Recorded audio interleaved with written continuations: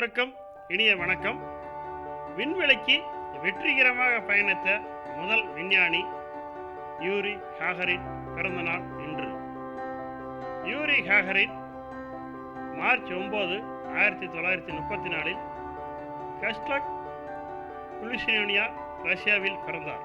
அவர் பிறந்த இடமான கஜட்ஸ்க் அவர் மறந்த பிறகு காகரின் எனும் பெயர் சூட்டப்பட்டு அழைக்கப்படுகிறது.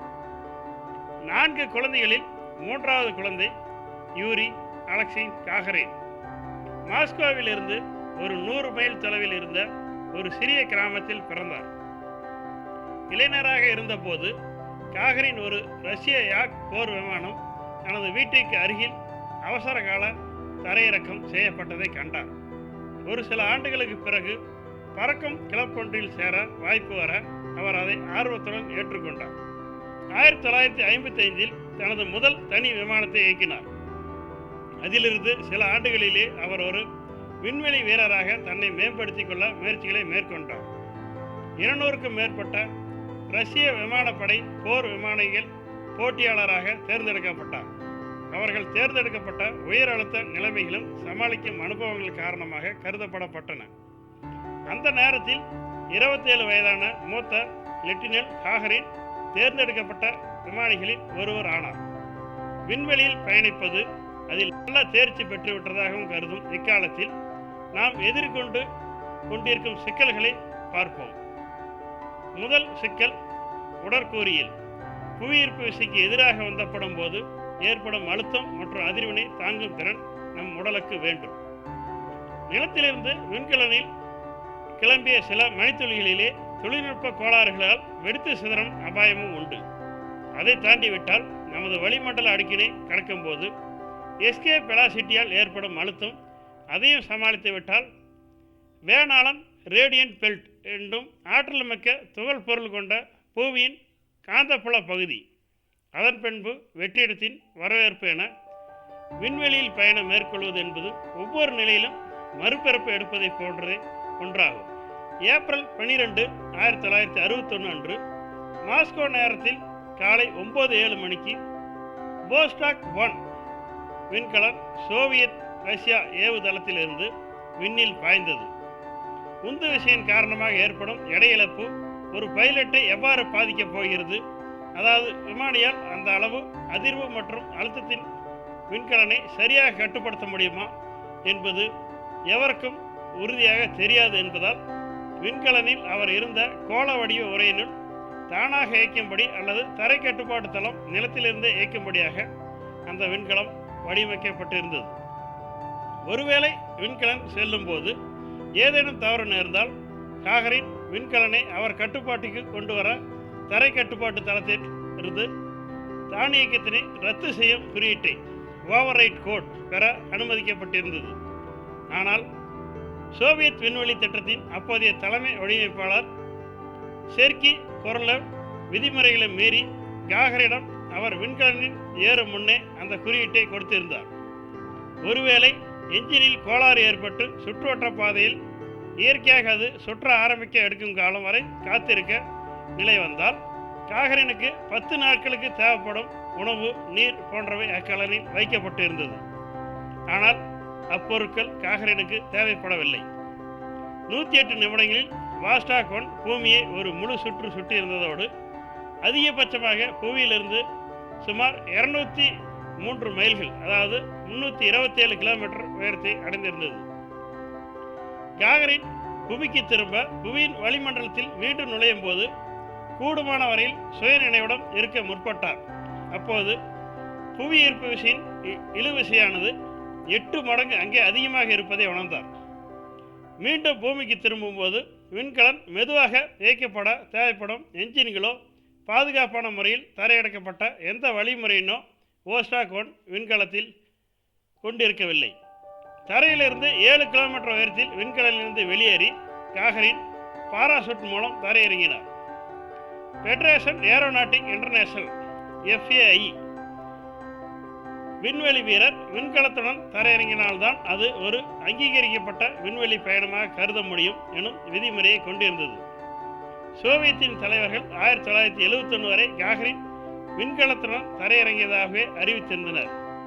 எது எப்படியாயினும் புவியின் சுற்றுவட்ட பாதையிலிருந்து விடுபட்டு விண்வெளியில் பயணம் செய்த முதல் நபர் காகரின் என்பதை யாராலும் மறுக்க முடியாது. காகரின் விண்வெளியிலிருந்து திரும்பியதும் உலகமே கொண்டாடும் நாயகனாக புகழப்பட்டார்.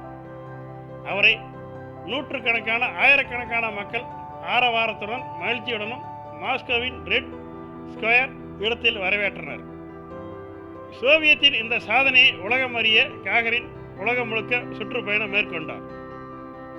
அவர் ரஷ்யா திரும்பியதும் மிகப்பெரிய பதவியான சோவியத் யூனியன் துணை உச்ச சோவியத் பதவி வழங்கப்பட்டு கௌரவிக்கப்பட்டது. விண்வெளி வீரர்கள் பிரிவின் தளபதியாகவும் நியமிக்கப்பட்டார். பொதுமக்களிடையே நன்கு அறியப்பட்ட ஒருவராக காகரின் இருந்தமையால் அவர் உயிர் மிகவும் முக்கியம் என கருதிய சோவியத் அரசு அவரை மீண்டும் விண்வெளிக்கு அனுப்புவதை விரும்பவில்லை. ஆனால் அவர் விமானப்படையில் சோதனை விமானங்களை உருவாக்கும் பணியும் செய்து கொண்டிருந்தார். காகரின் விண்வெளி பயணம் செய்த 12 ஏப்ரல் ஒரு சிறப்பு தேதியாக நினைவு கூறப்படுகிறது. 1962ஆம் ஆண்டு முதல் இந்த நாள் சோவியத் ஒன்றியத்திலும் பின்னர் ரஷ்யாவிலும் மற்றும் பிற சோவியத் ஒன்றியத்திலிருந்து பிரிந்து சென்ற சில நாடுகளிலும் கொண்டாடப்படுகிறது. 2011ஆம் ஆண்டில் இந்த நாள் ஐக்கிய நாடுகள் சபையின் மனித விண்வெளி விமானத்தின் பயணம் செய்த சர்வதேச தினமாக அறிவிக்கப்பட்டது. 2001ஆம் ஆண்டு முதல் யூரி இரவு என்று ஒரு சர்வதேச தினம் கொண்டாடப்படுகிறது. ஒவ்வொரு ஏப்ரல் 12ஆம் தேதி விண்வெளி ஆராய்ச்சியில் ஒரு மைல்கல் கடந்த நாளாக நினைவு கூறப்படுகிறது. பூமியில் பல கட்டிடங்கள் மற்றும் இதர தளங்கள் காகரின் பெயரில் பெயரிடப்பட்டுள்ளன.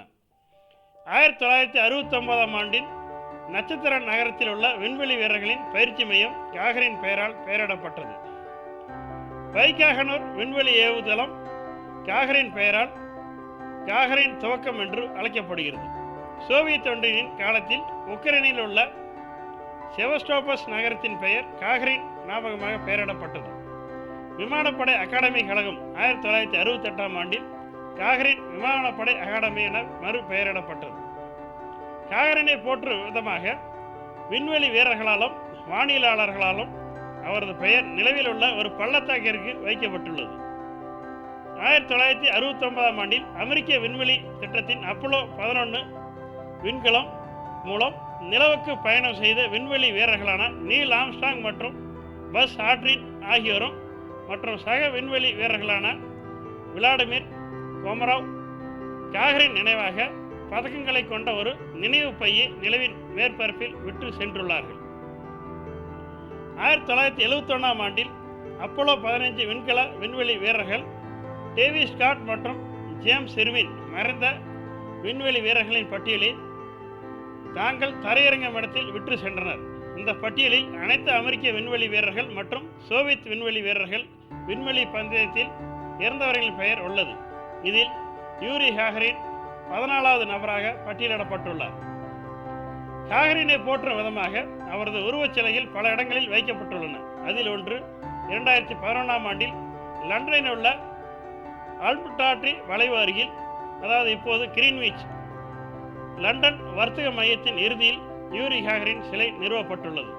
2012இல் அமெரிக்காவில் உள்ள ஹியூஸ்டன் உள்ள தெற்கு வேசேட்ராவில் நாசாவின் அசல் விண்வெளி தலைமையகத்தின் தளத்தின் ஒரு சிலை திறக்கப்பட்டது.